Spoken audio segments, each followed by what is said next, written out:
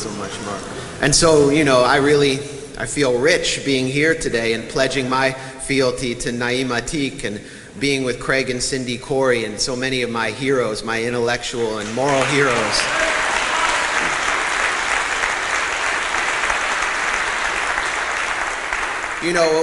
What we're hearing from the people who bow down before Adelson, and on the Democratic side, they bow down before Haim Saban, and what we hear from Israel and Netanyahu, the language we hear from them, is that might makes right. And I think, what we're here today to affirm and what we believe in just a short sentence is that rights make might.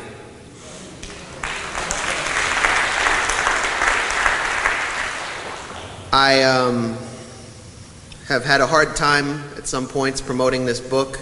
The Zionist gag rule is applied to me, and they found out that I had nothing to lose. There was no job they could take away from me. But they still tried. They tried to pressure the donors at various think tanks I spoke at, the New America Foundation, to cancel my talk. In Dallas, the local AIPAC chapter tried to cancel a talk I did at the Dallas World Affairs Council. And, we see acts of repression on campus after campus, attempts to the Northeastern Students for Justice in Palestine has been suspended for leafleting.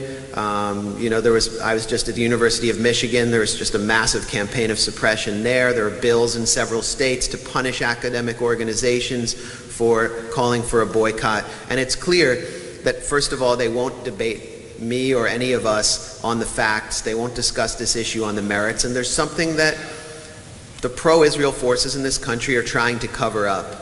There's something they're afraid of, and what it is simply the facts on the ground and history. And that's what I sought to do with this book, is just pack it all between 2 pages and show Americans the real Israel they don't know. And in order for me to be able to do that, I have to tell the story of 1947 and 1948, because as William Faulkner said about the American South, the past isn't even dead. The past is never past, it isn't even dead. And that is the case in Israel-Palestine today, this single unitary space between the river and the sea where everyone exists under a regime of separation with different rights based on the circumstances of their birth. And that system was born in 1948, and I write about in the, I think it was in the Jezreel Valley, about incident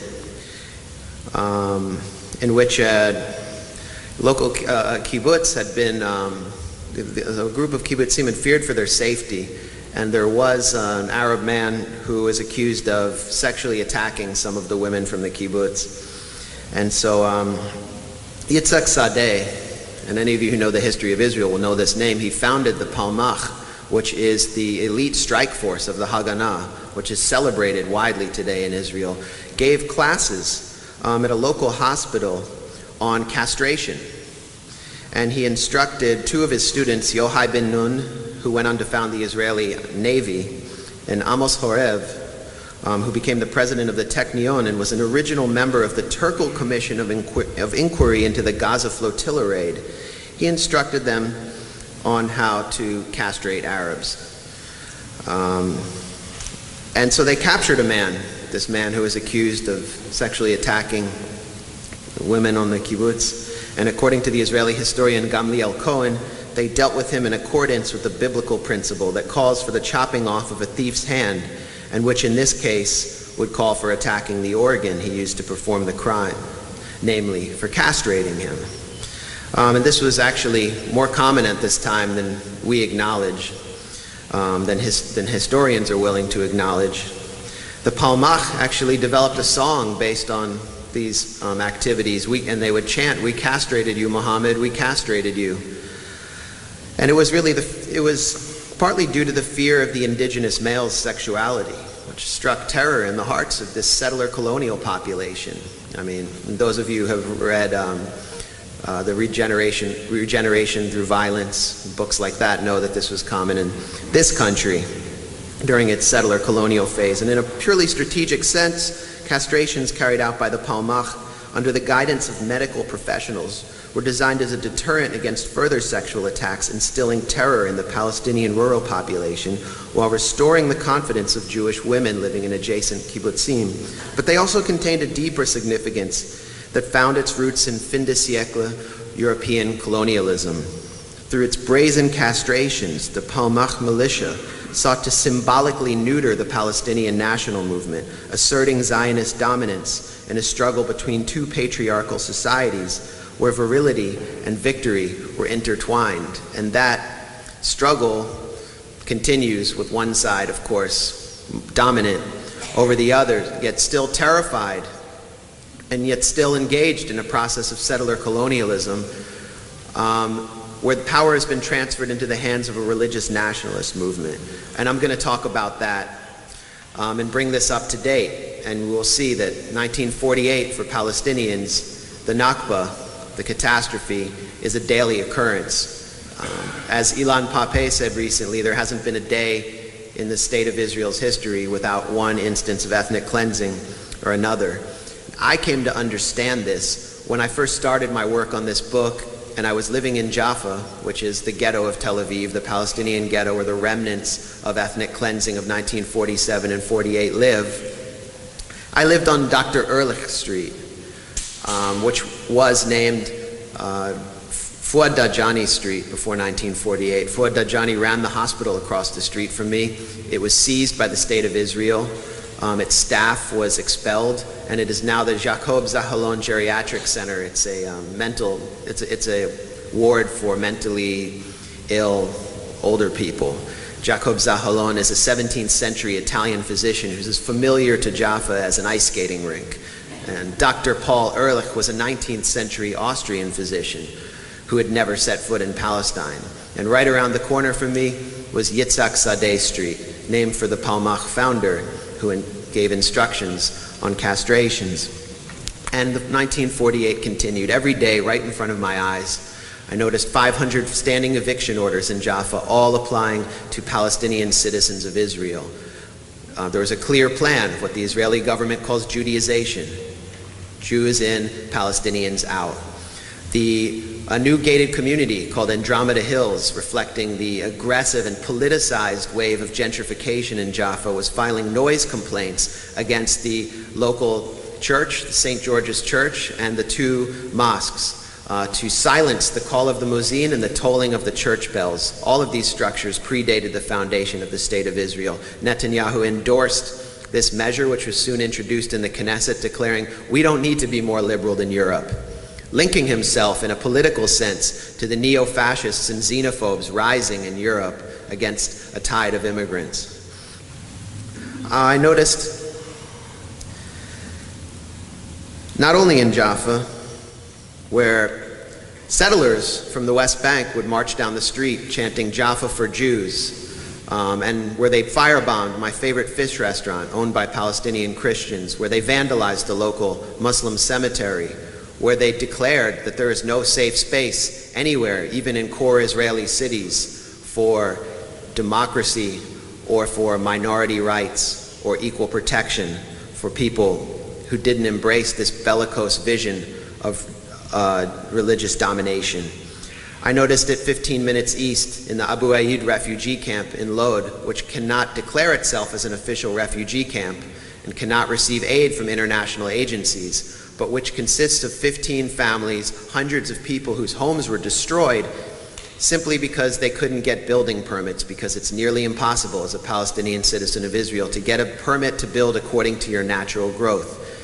Why? For the same reason that I described why Israel was seeking to drive out Palestinians in 1948. In order to maintain a Jewish state, you need to have a supermajority of Jews, a demographic majority, and you have to socially engineer through violence or through anti-democratic laws the level of Palestinians or indigenous people or non-Jews that live under your control. And so I arrived at this camp, and it was in rubble. It was actually had been a neighborhood the day before, and I met children doing their homework in tents. During the rainy season, I met men standing over open fires that looked like Gaza after Operation Cast Lead. It looked like Aleppo right now in Syria.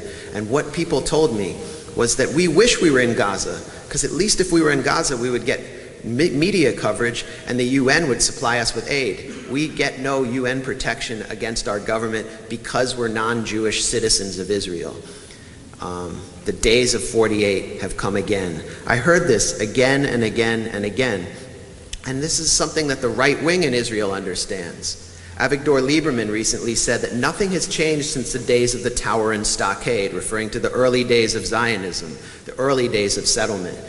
That's why they're so popular, because like us, they understand 1948 as a continuous process. Unlike us, or I'll speak for myself, unlike me, who sees this as a crime that needs to be prosecuted and reversed, they see it as a project that needs to be continued to its completion. And so the mantra of the right wing, which is as long as the status quo continues, the right wing in Israel will hold a permanent majority. Their mantra is finish 48. And so we see finish 48 in the polls commissioned by the Israeli Democracy Institute, the premier polling firm in Israel, which show that a majority of Jewish Israeli youth under 18 year after year after year declare their refusal to sit in a classroom with an Arab citizen of Israel. That a majority of Israelis declare their refusal to live next door to an Arab. That a plurality of Israelis in 2011 in the IDI poll declared their desire for detention camps for Palestinian citizens of Israel during wartime. And when is wartime in Israel? Well, it's been in a state of emergency since 1948 because, according to Eliakim Rubinstein, the Supreme Court Justice, Israel is a normal country that is not normal. We hear finish 48 in the words of Tzipi Hotovely, who is the Deputy Transportation Minister, is younger than me, is the Sarah Palin of Israel and speaks better English than Sarah Palin.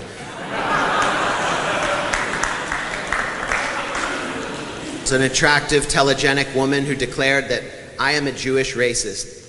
Ani gezanut Yehudi. I want a Jewish majority. I want a Jewish state. And that pretty much sums up the mentality of the current rulers of Israel and the future leaders in a nutshell. It's why Hotovely told Hanin Zoabi, the Palestinian Christian legislator and the most hated woman in Israel, that she would fight to ban her from the Knesset. And legislation has passed in the Knesset, raising the electoral threshold to make it nearly impossible for Palestinian parties to hold, like Balad, the party of Zoabi, to hold power. The day will come when the Knesset is Arab Rhine. We hear finish 48 in Naftali Bennett, the economic minister's plan to annex the West Bank, hand over Palestinians to Jordan, and force the rest in Area C to either take loyalty oaths to the Jewish state or be ethnically cleansed, and that is the plan. And we hear finish 48 in the tracts of state-funded rabbis, tracts like Torat HaMelech, the King's Torah, which I wrote about in my book and was harshly criticized for simply reporting on. The Israeli newspaper Ma'ariv calls it a guide for when it is permissible to kill non-Jews. And that is exactly what it is, produced by Yitzhak Shapira and Yitzhak Ginsburg, two state-funded Israeli rabbis based near Nablus, from a settlement known for its price tag attacks on the local Palestinian population, which has also received thousands upon thousands of dollars from the tax-exempt nonprofit based on the Marcus Brothers textiles shop on Fifth Avenue in New York called the Central Fund for Israel.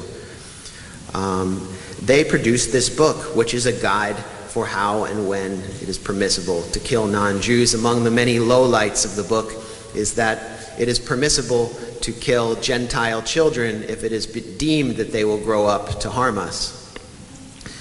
There are also two letters issued by signed by hundreds of state-funded Israeli rabbis.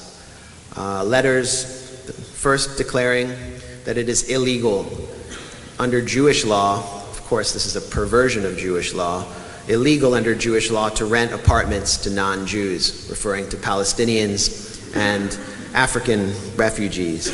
The second letter, issued by rabbis' wives, declared that it is illegal under Jewish law to have relationships between Jews and non-Jews, or what they refer to in the document as mixed marriages. And we know where that language has deep resonances in our society. And so these dual rabbinical letters inspired the anti-miscegenation movement in Israel, which sought to revive the spirit of Yitzhak Sadeh and the Palmach castration crews and finish 48 inside core Israeli cities through the organization Lahava, led by former followers of Meir Kahane, the assassinated terrorist rabbi who advocated an ethnically pure Jewish state from the river to the sea.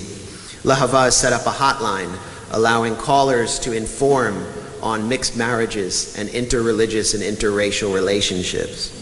They have placed leaflets around Jerusalem warning Arab men not to speak to Jewish women or face harsh punishment and violence. They've placed posters featuring Arab men, the dossiers and headshots of Arab men accused of making passes at Jewish women. They've set up civil patrols, including on Israeli beaches, to warn Jewish women not to speak to Arab men and to police Arab men who have any intention of doing so. The National Civil Service Administration of Israel last fall issued a ban on religious Jewish women volunteering in hospitals after 9 p.m. for fear that they would date Arab doctors. And as an American Jew, I find this particularly peculiar because I've been raised to believe that it's good to date doctors.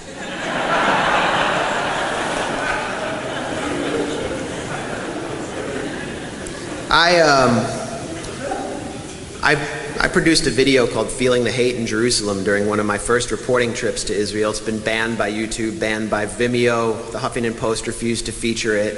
It was widely denounced because I simply showed young American Jews and Israelis kind of in a competition for who could make the most racist statement about Barack Obama and about African Americans, about Palestinians. It was a scene of just extreme, very organic, spontaneous racism in Zion Square, in the heart of Jerusalem, a place that many Jews consider the spiritual heart of the Jewish people.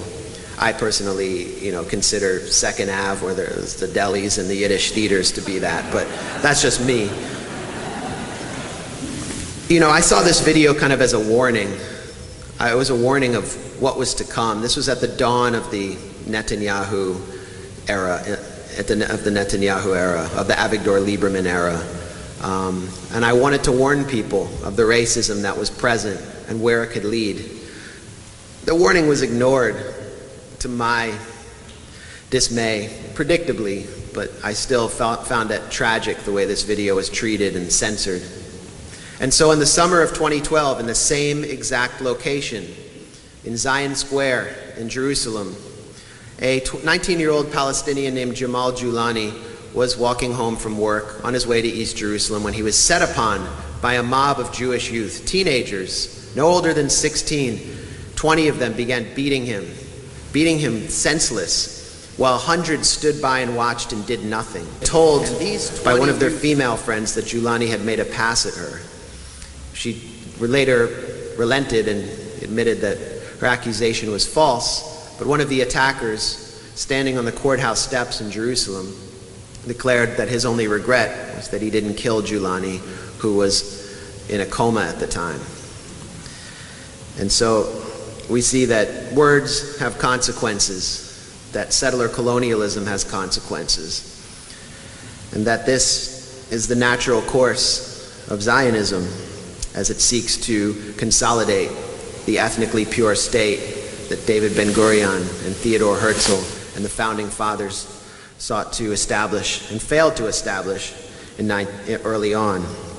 Now there is a new demographic threat facing Israel in its quest for ethnic purity, causing hysteria throughout the country. It's the 60,000 African asylum seekers who have fled Janjaweed in Sudan, who have fled repression in Eritrea and found a new kind of Janjaweed in Israel as they sought sanctuary in a place that they believed embraced and embodied the lessons of the Holocaust. Many of those Africans have been concentrated in South Tel Aviv and have faced race riots. They have faced massive incitement. On May 21st, 2012, Miri Regev, who is now the Interior Committee chairperson in the Knesset, stood before a crowd of 1,000 and declared that the Africans are a cancer in our national body. According to the Israeli Democracy Institute, 52% of Jewish Israelis agreed with that opinion, and a plurality supported violence against Africans, which was in the offing. That night, hundreds rampaged through African areas in South Tel Aviv, smashing windows and attacking any African they could find. It was a scene that was reminiscent of race riots we saw at the turn of the century in this country, early in the 20th century in Tulsa and Chicago and elsewhere. Somehow didn't make it into the New York Times until days later, and it was on page A15, an article by Isabel Kirshner about Israelis wringing their hands about the violence. No quotes from Africans. And so Netanyahu saw this as a call for action. The Knesset saw it as a call for action, and they amended legislation that had been originally passed to force Palestinians out. 1953 Prevention of Infiltration Act, which labeled all Palestinians who had left, been forced out of their homes in 47 and 48 and attempted to reunite with their families and their homes as infiltrators, rendering their presence illegal. This was now applied to Africans, allowing any non-Jewish African to be stopped, detained without charges, and indefinitely detained. And now there are currently hundreds, and there soon will be thousands, of Africans in the Holot detention or internment center in the Negev desert. The Israeli government calls this an open accommodation center, in terms that would, I think, impress Orwell. They do so because for those interned in this camp, you're allowed to leave, technically, if you just check in 3 times a day for roll call. But you have to be segregated from the Israeli public at night. At night the camp closes and you have to be there because of the fear that you will assimilate, the fear that you will meet Jewish Israelis, that you may form relationships with them, that you may have children of your own. Many of these Africans speak excellent Hebrew and are very productive members of Israeli society. Most of them speak better Hebrew than Alan Dershowitz and Abe Foxman. Unlike me, they cannot become citizens of the State of Israel. They cannot gain asylum because, unlike me, they don't have J-positive blood. And so there was a book by the historian James Lowen about towns that dotted the American landscape during the 1920s and 1930s. These towns enacted ordinances to prevent the presence of African Americans at night. And this includes Montgomery County, just outside Washington, D.C. And this has been abolished in this country, although it's still enforced through various means below the radar, like stop and frisk. But in Israel, it is part of the de jure system. And so, with this anachronistic system, which segregates non-Jewish Africans from the Israeli public at night, Netanyahu and the Israeli government has made Israel the largest sundown town in the world. I wanted to read you a testimony from this camp, but I don't have time. I just want to make a point, which is that this camp has been referred to by former Knesset Speaker Reuven Rivlin as a concentration camp. Rivlin from the Likud party, Rivlin the Sabra, whose family has lived in Israel for 8 generations. Not exactly an anti-Zionist militant, but someone who was disturbed by what was happening. And many Israelis are disturbed by what's happening and refuse to acknowledge that this is the natural outcome of an anachronistic system based on the philosophy of Zionism. But if you look in Israeli documents, this language is used as well. The document produced by Arnon Sofer, who is the key demographer in Israeli society. Sofer in Hebrew means counter, and they call him Arnon the Arab counter, because he advises successive governments on how to control the demography to maintain a Jewish majority. In Sofer's document on the Holot detention camp, he called for rikuz. Rikuz means concentration, the concentration of the African population. And rikuz, that term, is also featured on the website of the Yad Vashem Holocaust Memorial Foundation, which is Israel's main Holocaust museum, referring to the camps Jews were placed in during World War II. Of course, concentration camps are not unique to Jewish history. Zulus were kept in concentration camps. Native Americans are familiar with this system. Japanese Americans who are deemed to possess enemy race blood understand what concentration camps are. There are many living Japanese Americans who spent time in Manzanar in California. So this is not exclusive to Jewish history. However, there was someone who I write about in my book who saw this coming and saw that Zionism and Israel would soon enter a terminal phase. His name was Yeshayahu Leibovich, and I want to tell you about him and close with some of his prophecies. Leibovich possessed 3 PhDs. He wrote the Encyclopedia Judaica, one of the finest minds the Zionist movement ever produced. He was a man who is said to know more about Maimonides than Maimonides himself. And none of the religious nationalist rabbis of Israel would dare face him in a debate. He was an anti-establishment figure, but not an anti-Zionist, at least in 1967, when Israeli society erupted in celebration when they entered the West Bank and conquered the Gaza Strip and the Golan Heights.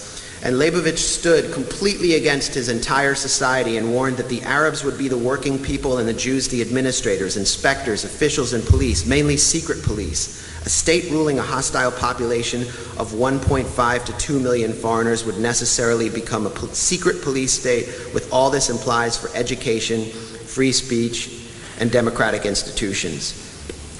He said that Israel's problems, needs, and functions, this is in 1967, will no longer be those of the Jewish people in Israel abroad, but those arising from the specific tasks of government and administration of this strange system of political domination.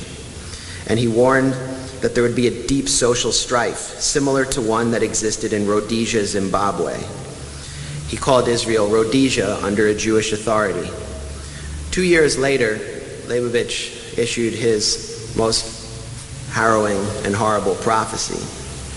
He predicted that the occupation and this system that paralleled that in the time in Rhodesia, Zimbabwe, would enter into a malignant phase in which concentration camps would be erected by the Israeli rulers, and Israel would not deserve to exist, and it will not be worthwhile to preserve it.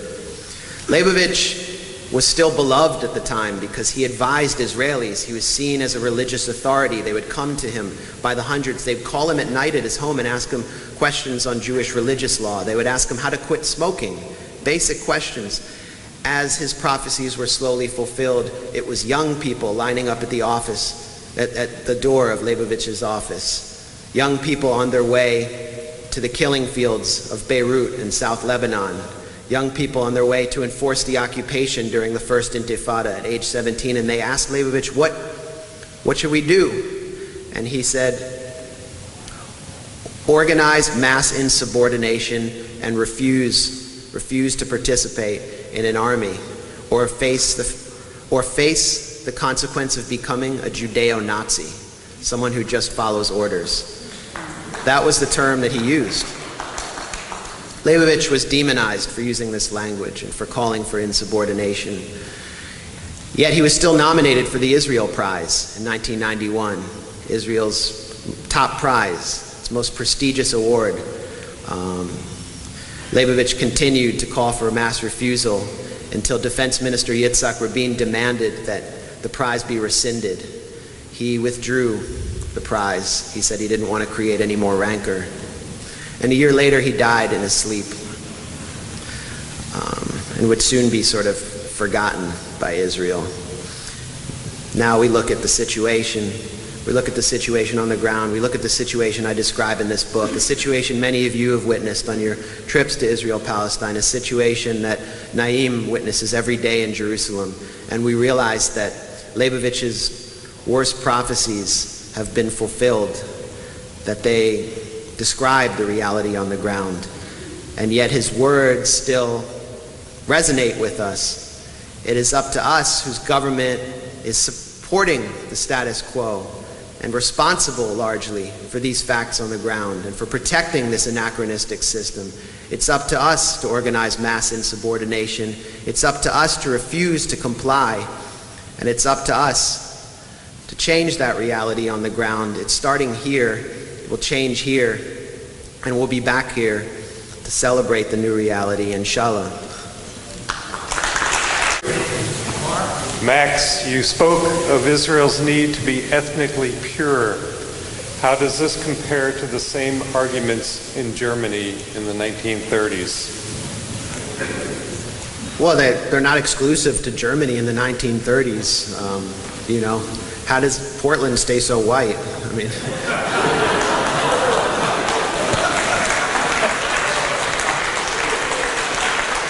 it's not an accident.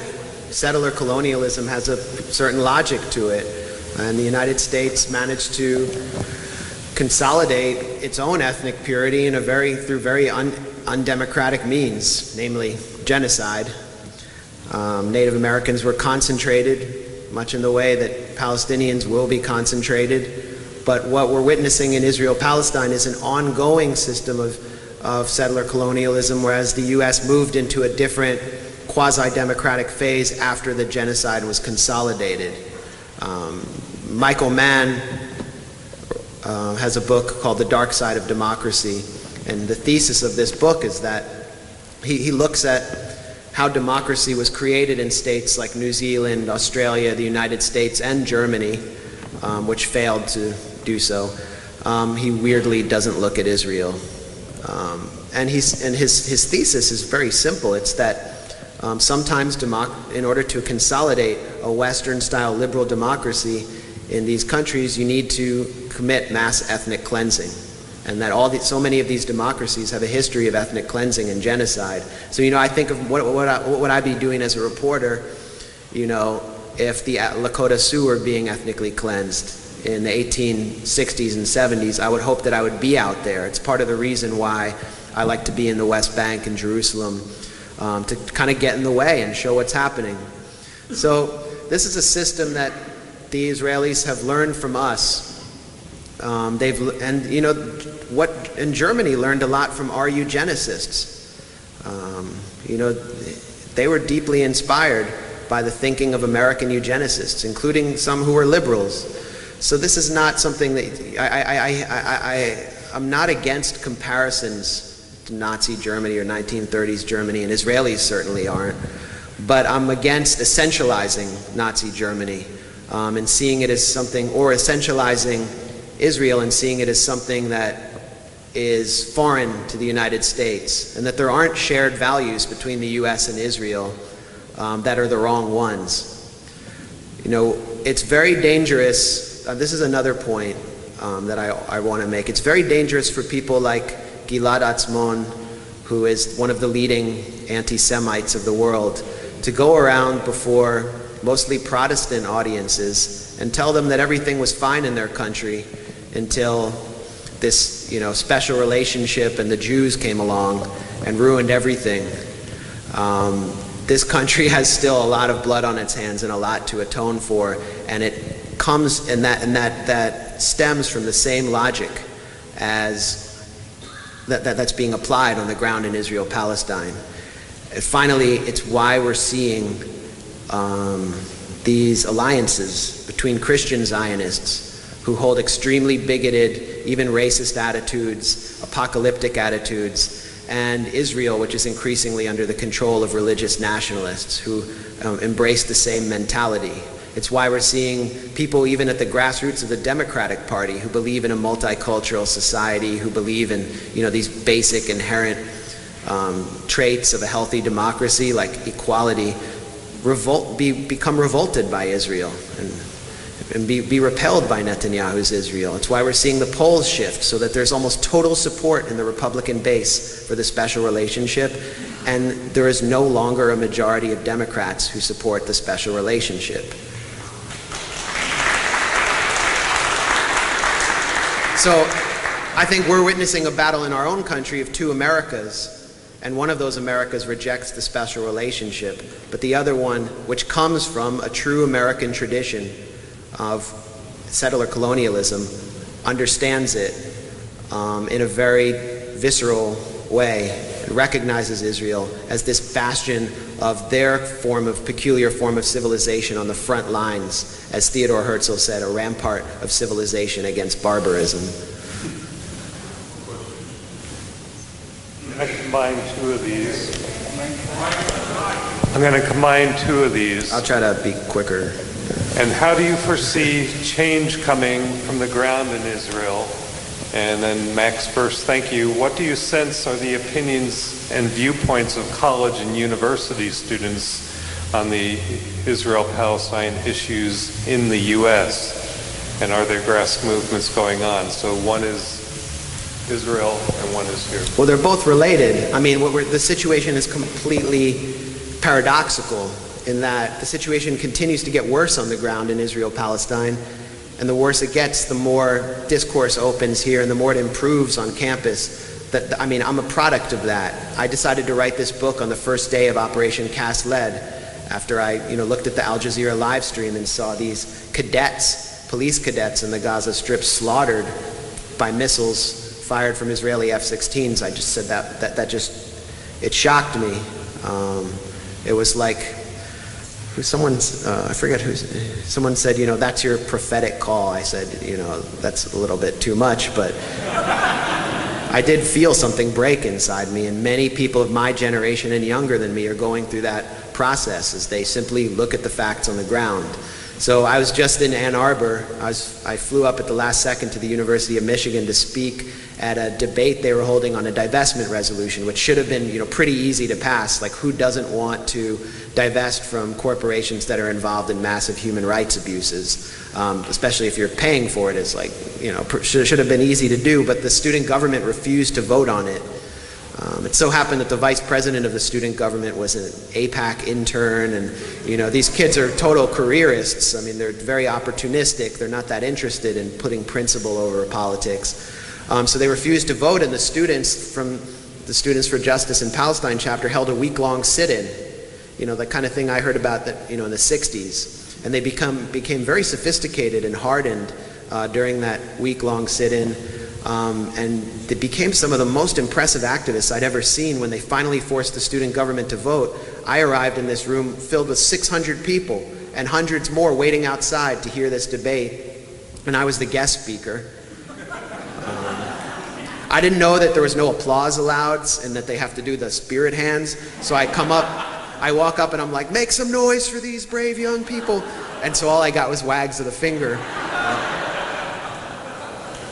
But I mean, you look at what was happening 10 years ago in Michigan. First of all, the auditorium wouldn't have been packed. Like, this is the central issue on campus, and it is the first time since 9/11 that the military-industrial complex on American campuses is not getting a reprieve. And it's the students organized around Palestine who are challenging militarism, and everyone else is following their lead. So at the University of Michigan, that Students for Justice in Palestine was in a coalition with 36 other groups, pretty much every group representing people of color, brown people, black people, Jewish Voice for Peace, you name it. It was a massive coalition demonstrating like this newfound sense of solidarity around Palestine and unity. And then in the corner of the room, you had the pro-Israel students who are almost exclusively white, almost exclusively affluent, and are there to defend their privilege by declaring that this resolution was divisive, which it's like, you don't want to play along, so you call it divisive. It almost reflects what we see in an apartheid state, where a small minority is kind of holding a veto power over everyone else achieving their rights. Of course, the resolution went down in flames, but it was a very successful tactic. The live stream was viewed by 22,000 people, which is just enormous. I think that's more people than watch CNN in a day, unless you're in an airport. So what I'm seeing on campus is nothing short of extraordinary. Some of the veteran activists told me that 10 years ago, this auditorium, the supporters of this would have been exclusively Arab. Now it's like only half Arab, and not even majority Muslim. There are, white Jewish kids. The Black Student Union supported it. It just keeps growing, and what I've seen around this country is is something I've never seen in my short life. It's so extraordinary and so inspiring. And you have to assume that at some point this movement will begin to inch into the mainstream and begin to be able to change the situation on the ground. I don't see a tipping point right now, but what I can tell you is that many of you have been in this much longer than me, and you've made it possible for those young people to do what they did by remaining steadfast, and you've made it possible for me to make this book viable. So everything that you've done is definitely not in vain, even as bad as the facts on the ground seem.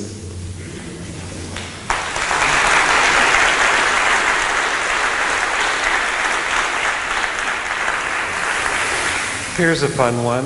Do you think Israel will ever let you back in? That is a question I get everywhere. And it says a lot about Israel and its imperatives. That, we know that the state of Israel deports over 100 Arab Americans, primarily because of who they are, for fear that they'll settle there, they'll produce more demographic threats. You know, Arab babies are the #1 threat to Israel at this point. But they're also deporting Jewish Americans, like my friend Jared Malson, who was reporting for Ma'an News and spent 8 days in a cell after he tried to re-enter when he went on vacation with his girlfriend. They deported the dangerous, violent octogenarian Noam Chomsky at the Allenby Crossing because he was going to speak at Birzeit University. And I have been treated very well. I mean, I've committed some thought crimes in the past year, demonstrated some heretical behavior. I'm number 9 on the Simon Wiesenthal Center's list of anti-Israel anti-Semites. Tied with Alice Walker, right behind European sports venues. And you know, I always say, you know, as a Jewish American, I'm very ambitious and I want to do my best. And so next year, I hope to be #1. Got stiff competition. You know, Ayatollah Khomeini was #1 this year. So you know, it's laughable. Louis Gohmert, the congressman from Nacogdoches, Texas, an evangelical Christian, not the brightest tool in the toolbox, but a tool nonetheless. He called me a Jewish anti-Semite on the floor of the House in a 2-hour rant. And you know, I laugh at it and I kind of like it. You know, it's funny to see that I'm getting to them, that we're getting to them. But this could have consequences. It could have consequences professionally.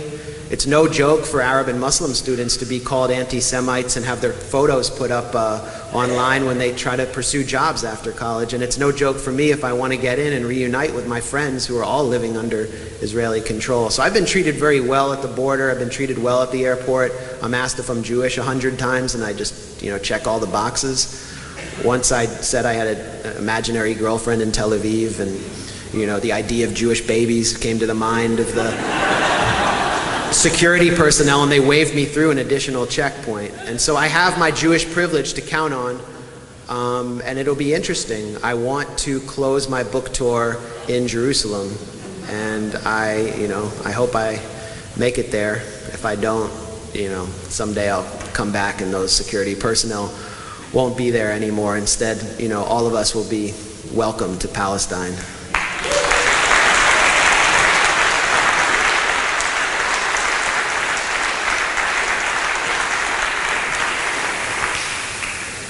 I'm not sure if these were related questions or not, but they have kind of the same penmanship.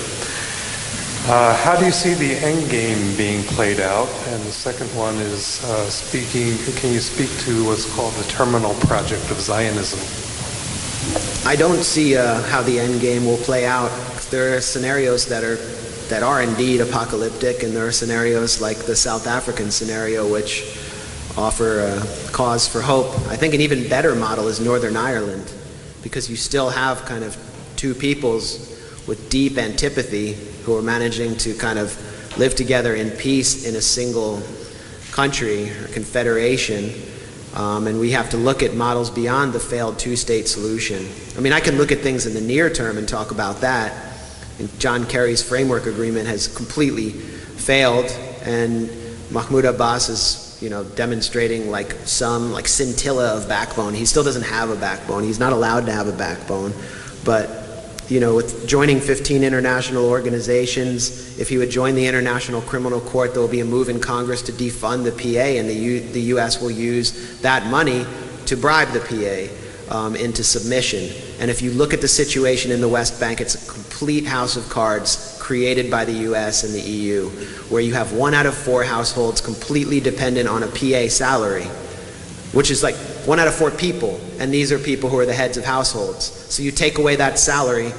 I was there actually a year ago, and the salaries had gone down, had been halved. And everyone is in debt because they've been put in this neoliberal model where they've been told to get cheap houses, to move into Rawabi or whatever, and put everything on credit, to buy cars on credit, to get cell phones on credit. The communal nature of Palestinian society that enabled the first intifada has been shattered. So you take away the salaries, and what happens? You have complete chaos.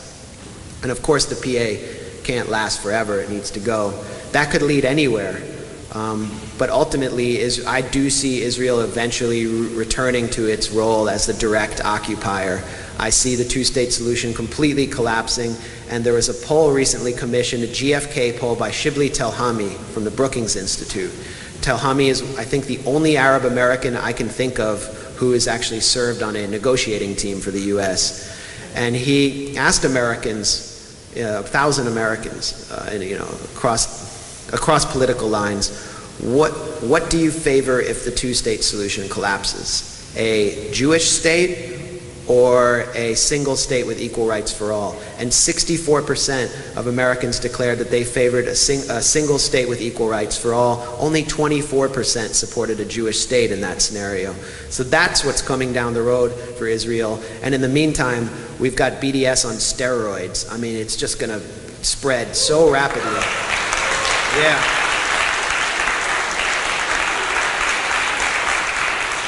And so finally, I mean, the question is, will there be a reconciliation process that will allow Jewish Israelis to be kind of normalized in the region under a regime of equal rights? That's the question. Will they resist it? And I can't really speak to that. I can tell you that if you look at Eugene Terreblanche and what he did, this far-right figure, the kind of Meir Kahane of South Africa, he attempted to bring back the apartheid regime after apartheid collapsed, and he carried out many terror attacks before it collapsed in the final days. And there will be something similar, a sort of Terreblanche-style movement as the date of reckoning grows closer. We see the activities of the pro-Israel lobby grow more and more fervent and vicious. The smears are getting more personal. And that will continue, and so it's really going to require those of us who are, heavily invested in seeing a regime of equal rights hanging in there and being able to withstand. I think this huge wave, this massive resistance that we'll witness from the pro-Israel lobby. Yeah. Where do you believe the Israeli society will go politically? Will they continue to drift more rightward, or will Israelis decide that the occupation isn't worth it? That's a great question. I mean, there is no possibility for change from within as long as the status quo is preserved from without.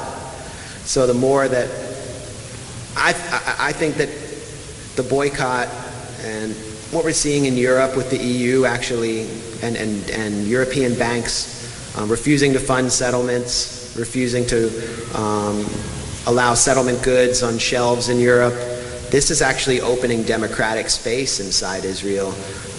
But in the meantime, the right wing will continue to dominate, and you look at the figures who are in the Likud party, the governing Likud party. There's Netanyahu, who positioned himself in the 80s as more radical than his mentor, Yitzhak Shamir, who is the leader of the Stern Gang. And now Netanyahu occupies Israel's hollow center. I mean, Netanyahu in 1989 at Bar-Ilan University actually called for massive expulsions while the world was focused on Tiananmen Square. So he's no moderate, and now he's in the center. And to his right, you have people like Tzipi Hotovely, who I mentioned, who hosted members of the anti-miscegenation movement in the Knesset to testify on the dangers of assimilation. You have Zev Elkin, who has authored legislation allowing civil penalties on any Israeli citizen who calls for a boycott of settlement goods, who favors annexing the West Bank. You have Naftali Bennett, who I mentioned before, the economics minister, who favors a single Jewish state, in other words, a unitary apartheid state from the river to the sea, and who endorsed the anti-miscegenation movement when it banned Jewish women from volunteering in hospitals. So these are figures who have all one thing in common. They were raised in the post-Oslo era. They're all in their 30s and 40s, and they have no patience for the peace process or for the idea of a Palestinian state. There's Danny Danon is one of them as well, and he's challenging Netanyahu for leadership of the Likud party. So Netanyahu probably could be in power till 2017. So what's the alternative? The Labor is moribund and will not hold more than 18 seats. Then there's the Meretz party. You know, they're stronger than they were before, but they're still not capable of getting more than 10 seats. You're looking at like 80 to 90 seats in the Knesset of right-wingers, and you're looking at Netanyahu's successor being either the figures I described or Avigdor Lieberman, the foreign minister, who was just presented in Haaretz, the voice of the liberal Israeli public, as Israel's only hope for peace. A man who called for drowning Palestinian prisoners in the Dead Sea and bombing the Aswan Dam in Egypt.